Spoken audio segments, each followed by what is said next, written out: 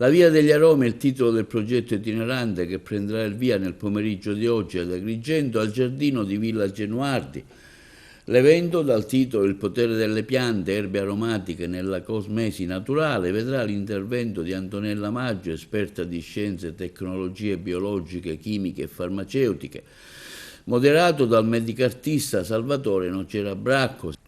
Seguirà una passeggiata tra gli aromi, un laboratorio di cosmesi naturale, la degustazione di aromi, pane condito e biscotti della tradizione locale. Al primo interessante appuntamento seguirà anche un itinerario esperienziale da maggio a settembre tra scienza, arte, aromaterapia e valorizzazione del patrimonio vegetale con il contributo di esperti alla scoperta di luoghi suggestivi nel cuore della città dei templi, come il Giardino Botanico il 19 giugno, Casa Diodoros il 17 luglio, il Giardino della Curia il 28 agosto. La manifestazione si concluderà il 18 settembre all'ex ristorante Il Casello, sul quale terreno, fanno sapere gli organizzatori, nascerà appunto la Via degli Aromi.